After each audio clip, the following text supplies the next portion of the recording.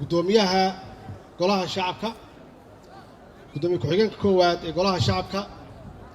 gudoomiyaha maxkamadda sare golaha wasiirada xildhibaanada sharafta leh ee labada aqal taliyaasha ciidanka qalabka sida iyo saraakiishooda sare gudoomiyaha gobolka banaadir gobolada waabari oo ah hooyada fanka Soomaaliyeed kooxda horseed ee fanaaniinta horseed marti sharafta guud ahaan guddiga qabanqaabada kooxda bambeyda iyo bahda saxaafadda marti sharafta guud ahaan ee la daawanaysa iyo dadka halkan jooga kulli waxaan ku salaamay assalaamu calaykum waraxmatullaahi wabarakaatuh allah mahad leh ilaahaygi halkan isugu keenay caawa oo noo suurtageliyey in munaasabadan quruxda badan oo sharafta leh ee taariikhiga ah aan u dabaaldegno sanad guuradii 59aad ee ka soo wareegtay maalintii gobolada koonfureed ay qaateen xorriyaddii ay ka qaateen dowladda Talyaaniga iyo midowga gobolada waqooyi iyo gobolada koonfureed ay ku midoobeen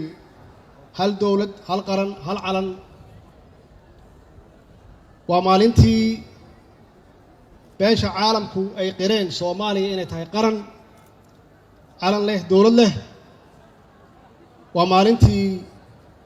dhibkii aan soo marnay halgankii dheeraa ay dhacday dhimasho badan dadkii xorriyadoonka ahaa dhaawac fara badan dhaqaalo badan uu ku lumay waa maalintii miraheedii ee ummadda Soomaaliyeed ay gurteen iyo guud ahaan dadkii halgamayaasha ahaa allah u naxariisto kulli intii soo halgantay oo naftooda u soo hurtay oo dhaqaalo ku bixisay weliba khaasatan dumarka oo dahabkooda u iibiyey iyo qof kasta oo dhib u soo maray ee ay ku jiraan kuwo badan oo loo xirxiray yaa halgankan dheeraa oo qaatay 17 sano iyo ka badan maxay ahayd visionkoodu aragtidoodu maxay ahayd halgamayaashaas caawa laga hadlay oo naftooda u soo huray hadday ahaayeen kuwii waqooyi gobolada waqooyi iyo hadday ahaayeen halgamayaashii halyeeyadii gobolada koonfureed waxay ka midaysnaayeen dhowr arrimood waxay ka midaysnaayeen gumaysi diid waxay ka midaysnaayeen gunnimo diid waxay ka midaysnaayeen quursi diid in qofka Soomaaliyeed uu oggolaado in laga sarreeyo in dowladihii Yurub ay ku heshiiyey inay Afrika yimaadaan bacdama ay midaysnaayeen iyagu ay ku midoobeen inay Afrika yimaadaan oo u qaybiyaan qabiilo iyo dhaqamo iyo diimo ay u qaybiyaan oo ay muujiyaan inay ka sarreeyaan ummadaha Afrikaanka ay u yimaadeen waxaa diiday halyeeyadeennii waxaa diiday halgamayaasheennii ayaa diiday waxaana mideeyey kuwii gobolada waqooyi ee waddaniyiinta ahaa iyo kuwii gobolada koonfureed ee waddaniyiinta ahaa waxaa mideeyey inay diideen gunnimo inay yidhaahdeen Soomaali gun ma aha waa gob Soomaali qof kasta meel kasta ha ka yimaado igama sarreeyo waa la simana caawa waxaan u dabaaldegaynaa midnimada ummadda Soomaaliyeed iyo awoodda midnimada ay leedahay oo halgamayaashaas iyo halyeeyadaasi ay aasaas uga dhigeen intaan sheegay oo ahaa inay diideen gunnimo inay quursi diideen aasaas waxay uga dhigeen inay mid yihiin inay midoobaan inay u midoobaan cadowgaas ku soo duulay oo damcay inuu dhaqankooda bedelo inuu luqadooda bedelo inuu diintooda bedelo waxay u heleen wax ka duwan waxa isticmaalka uu ku shaqaysto oo ah qaybi oo xukun oo ku qaybi qabiil iyo qabyaalad oo ku qaybi diin oo dhaqan ku qaybi waxay u heleen midnimo awoodda midnimada marka awoodda midnimadu wax sahlan ma aha midnimadu waa awood urursan weeye waa xoog midnimadu waa difaac aan dadka loo soo gudbi karin aanan lagu dhibaateyn karin ummaddu hadday midaysan tahay inta badan ummadaha burbura iyo dalalka burbura ma aha waxa burburiyey in lagu soo duulay waa dhacdaa in laisku soo duulo oo si qaawan lisu xoog sheegto waa dhacdaa laakiin inta badan waddamada iyo ummadaha adduunka waxaa lagu burburiyaa gudaheeda laga burburiyaa waxaa loo helaa dad ka soo horjeeda ama u shaqeeya ummada dibadeed u shaqeeya marka midnimadu waxa weeye aaladda ugu horreysa oo awood dibadeed kaa difaacaysa marka ururadii halgamayaasha ahaa oo ay ka mid ahaayeen SYL oo xooggeedu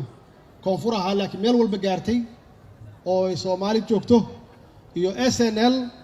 oo ahaa xisbigii ugu weynaa oo maxaan ku raahdaa gumaysidiidka ahaa ee waqooyi ka dhisnaa iyo USP iyo maxaan ku yiraahdaa NUF oo saddexduba waxay ka dhisnaayeen waqooyi oo waxay la dagaalayeen gumaysiga maxaa lagu hayaa marka midnimadaas iyo xooggaas la ururiyay waxaa ay go'aan ku qaateen inay ku hayaan kala dambeyn iyo nidaam maxaa yeelay markii la yidhi xisbigu waa inuu lahaado kala dambeyn iyo nidaam dadka u sheega oo ku baraarujiya ujeedooyinka ama purpose-ka ay u dagaalayaan oo ahaa inay ahayd inaysan Soomaali quursi ogolaanaynin Soomaali inaysan gumaysi ogolayn waxay ahayd aaladda ama ujeedooyinka ay dadka shacabka Soomaali meel kasta ay joogaan ay ku baraarujiyaan kala dambeyn iyo nidaam waxaa intaas dheer inay ahayd xisbiyadaas oo dhan iyo halgamayaashii Soomaaliya soo maray oo aan sheegay xisbiyadaas magacyadoodu inay ka shaqeynayeen wax la yiraahdo dan guud iyo dan wadaag oo ah in ummadda Soomaaliyeed ay qaran hesho in ummadda Soomaaliyeed hesho gobonnimo ay ku noolaadaan ubadkooda iyo jiilka soo socda taasaa midaysay dantaas guud ayaa midaysay waxa kaloo ahaa oo u shaqeeyey ay uga guulaysteen gumaysigii soo jireenka ahaa oo doonayay muddo dheer inuu Soomaali ku hayo isticmaalka waxay ahaayeen dad tala wadaaga oo tala wadaagaas soo gaartay ilaa markii ugu dambeysay oo 59 sano maalintii calanka la saaray oo ay xoroobeen oo israaceen waqooyi iyo koonfur maxaa yeelay ummaddu markay tashadaan oo talada wanaagsan ee laga qaato macnaheedu waxay tahay kan talada dhiibay oo taladiisaan la qaadan waa inuu tanaasul keeno tanaasulkaas waxaa ka mid ahaa markii wax la qaybsanayay gobollada waqooyi inaysan u imaanin ama u qaadanin midnimada inay xil ka helaan ee ujeeddadooda ahayd inay arkaan Soomaali oo mid ah Soomaali oo xor ah Soomaali oo qaran ah Soomaali oo calan leh Soomaali oo hal dawlad ay ummadda Soomaaliyeed ay ku dhex nool yihiin markii ay ka waayeen waxay rabeen oo ahayd qaybtooda in la siiyo waa tanaasuleen laakiin tanaasulkaas wuxuu dhalay 7 sano ka bacdi in Allah naxariistay Maxamed Ibrahim Cigaal uu noqdo prime ministerkii mathalayay gobolada waqooyi waxaana keenay tanaasulkii uu tanaasulay waa oran kareen haddii ay doonayaan annagu waxbaan isku darsanay laakiin ma yeelin maxaa yeelay waxay ahayd dad wadaniyiin ah oo runtii ka horeeya waqtigooda oo ujeedadooda ugu weyneed ay ahayd inay Soomaali xor noqoto Soomaali inay la tartanto caalamka taasaa waxay keentay marka Soomaali inay hesho sharaf iyo xurmo iyo ixtiraam iyo karaamo inay hesho oo muddadii aan midnimada haynay oo 30 sano ahayd aan ugu horreynay wadamada Afrikaanka ah oo aan ku caawinayno wadamo badan oo gumaysi ku jiray inay xoroobaan maxaa yeelay waxaan fahamnay awoodda ay leedahay midnimada in awoodda la ururiyo awoodda ay leedahay midnimada oo ah in la kala dambeeyo oo nidaam la samaysto awoodda ay leedahay midnimada in dan guud laga shaqeeyo awoodda ay leedahay in tala wadaag la noqdo oo la isu tanaasulo taasaa waxay keentay Soomaaliya inay muddadii ay mid ka ahayd oo midnimada ay haysatay inay Soomaaliya noqoto wadamada Afrika ugu horeeyay kana tilmaaman caalamka.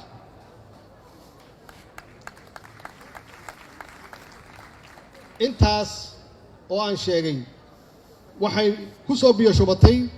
kalsoonida shacabka Soomaaliyeed iyo qabkii ummadda Soomaaliyeed oo ilaa hadda wali ummadda Soomaaliyeed qabkoodii uu sidii u nool yahay. waa sax muddo waa burburnay, dhib badan waa nagu dhacay, waa la kala irdhoobay, ummaddii waxaa ku dhacay qax iyo dhibaatooyin fara badan, laakiin sidaasay tahay waad arkaysaan ummadda Soomaaliyeed weli damiirkoodii Soomaalinimo iyo wadaniyadoodii weli way nooshahay. laakiin waxaa noo harsan oo keliya inaan gaarno oo aan fahmno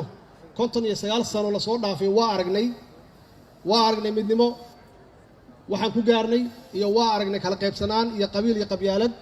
iyo burbur waa aragnay waxa ay noo dhintay iyo dhibaatada noo dhintay. su'aasha taalo waxay tahay 59 sano soo socda sidee Soomaali u ekaanaysaa anigu waxaan qabaa rajo fiican, waxaan aaminsanahay Soomaali inay midoobi doonto insha Allah waqti ahaato. waxaan gacmaha u fureynaa walaalaheena Somaliland in ay ku daydaan aabbayaashood ee dhaliyay gobonimada, aabbayaashood oo midnimada keenay, aabbayaashood oo sharafka Soomaali ay soo martay iyo magacii wanaagsanaa inay ku daydaan. maxaa yeelay waxa xaqiiqo ah ummaddu hadday kala qaybsan tahay oo ay noqoto qayb naga maqan ee Soomaalida waqooyi ama Somaliland qayb naga maqan ay noqoto waa wax ka maqan. marka inaan fiirno maslaxadda caruurteena iyo mustaqbalkooda, inaan fiirno maslaxadda ummadeenna iyo caalamka sida uu u dhaqaaqay iyo caalamka sida uu u shaqeeyo iyo wadan walba oo adduunka jira inay nagula dhaqmaan iyagoo midaysan oo aan kala qaybsanayn. marka in aan noqono sidii awooyaasheen ama aabbayaasheen ay yeeleen oo dalkaani ay xorriyad u keeneen, ay u soo dhinteen, ay dhiiggooda u soo daadiyeen, oo intii dhib ahaa ay u soo mareen, oo markii ugu dambaysayna aan noqonnay waddamadii Afrika ugu horreeyey oo xorriyadda qaatay, in aan noqonno kuwii taariikhda ku gala oo 59 sano kadib maxaan ku idhahdaa ummadda Soomaaliyeed oo jiilkaas nool ay nagu faanaan oo yidhaahdaan aabbayaasheen xorriyad bay keeneen, dalkii waa naga burburay 59 sano ka hor yaa aabbayaasheen dhulkay ka qaadeen, midnimadii soo celiyeen, dadnimadeen iyo sharafkeen iyo karaamadeen dib u soo celiyeen. anugu diyaar waxaan u ahay inaan taariikhda ku galo, in aan noqonno kulligeen dadka halkan fadhiya mas-uuliyiinta ah oo aanu kula dardaaranno dadka walaalaheena reer waqooyiga ah ama Somaliland inaan ka tagno taariikh, caruurteenna uga tagno mustaqbal wanaagsan, caalamka aan la jaan qaadno annagoo mid ah. maxaa yeelay annagoo mid ah oo midaysan yaan la tartami karnaa caalamka dhinac walbaba, hadday noqoto dhaqaale, hadday noqoto horumar iyo hadday noqoto siyaasad. laakiin annagoo kala dhantaalan, annagoo kala maqan, waxaan ku dambeynaynaa caruurteena sidii hadda ay yihiin inay qaxaan, qaxootiye ay ku jiraan, badda ay ku baaba'aan, xoogaa siyaasiyiina ay ka faa'iidaan. anugu ma rabo siyaasigaas inaan noqdo. anugu waxaan rabaa siyaasiga Soomaaliya u horseeda horumar, siyaasiga Soomaaliya u horseeda midnimo, siyaasiga Soomaaliya u horseeda barwaaqo, siyaasiga Soomaaliya u horseeda wada shaqayn guud ahaan gudaha Soomaaliya iyo dawladaha dariska iyo caalamka. qof kasta oo Soomaaliyan waajib ayaa ka saaran inuu ka shaqeeyo midnimada Soomaaliya. horumarku wuxuu ku jiraa midnimo. ummaddu haddaysan mid ahayn wax kasta ay hayaan, hadday tahay dhaqaale, hadday tahay aqoon, wax kasta ay hayaan waxbaa ka maqan, mana gaari karaan. waa taas tan keentay 30 sano Soomaaliya inay noqoto wadamada ugu liita caalamka. wax kale ma ah, waa kala maqnaashaha. haddii ummadda ay isku soo noqdaan oo ay walaaloobaan oo gacmaha isqabsadaan oo midnimadii awooyaasheen ama aabbayaasheen ay keeneen aan bilaawno hadda aan ka shaqeyno, waxaan hubaa Soomaalidu waa dad aad iyo aad hal abuur u leh waa dad firfircoon waa dad isku mid ah aan waxba ku kala duwanayn waxaan hubaa muddo yar gudaheeda inaan ku soo kaban doonno hadduu ilaah yidhaahdo qof walbana inuu istaago maxaan ku rahdaa midnimadaas iyo horumarka dalkeenna wasalaamu calaykum waraxmatullaahi wabarakaatu